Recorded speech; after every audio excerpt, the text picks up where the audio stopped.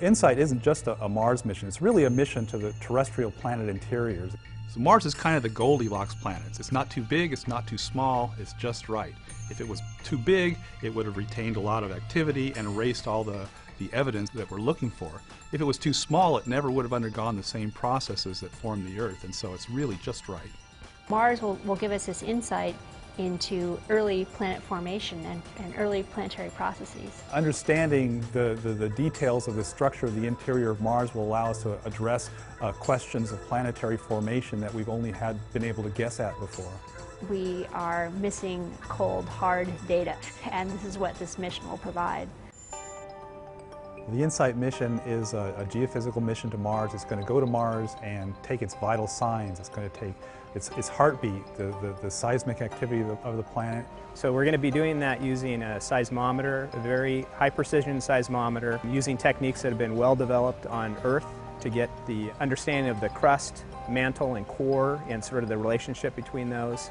It's going to take its temperature by measuring the thermal gradient of the surface, which tells how much heat is coming out. We also have a heat flow probe, we call it HP cubed, and what that does is it's going to basically take the temperature of Mars, and from that it'll be able to understand what the thermal flux is over the course of a full Martian year. And it's going to sort of measure its reflexes by looking at how the rotation wobbles with the tidal effects of the sun. Our final experiment is called RISE, and that's going to be looking at basically the wobble of Mars to help understand what the core size may be in composition.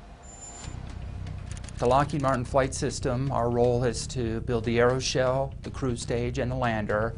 All three of those have extremely high heritage from Phoenix. 20 meters, 50 meters, standing by for touchdown.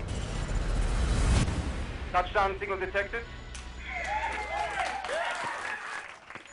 It's an advantage for us to use heritage designs because we're familiar with them, we've tested them, we've qualified them, they worked successfully on the surface of Mars. We have a really big head start.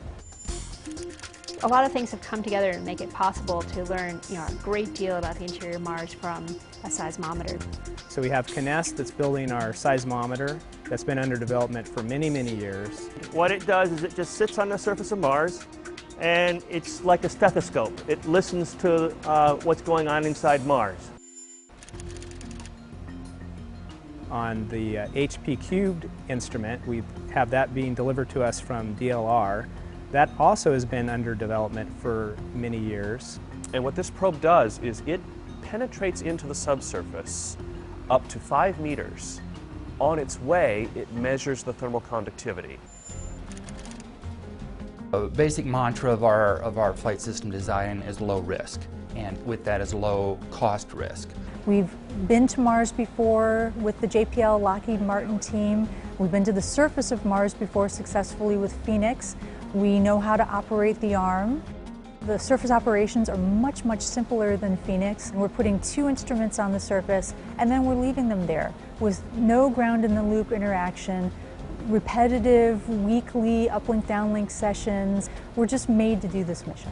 The heritage for InSight extends way past just the flight system and the hardware. It extends to the personnel, the processes, the tools that we've developed, and so forth. With one spacecraft on a Discovery budget, we're really going to be able to do the science that for the last 20 years we thought would cost at least $1 billion to $1.5 billion and require 3 or 4 spacecraft. We have very robust margins built into InSight.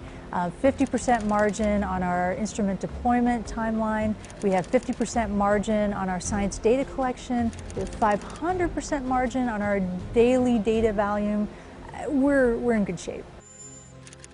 Well, I think this mission is going to generate a lot of excitement. We're already connecting to the public through Twitter and Facebook and on the web. We're going to be working with educators to put Marsquake data in the hands of the kids to actually work with it as part of their earth science curriculum and get an angle on planetary science at the same time.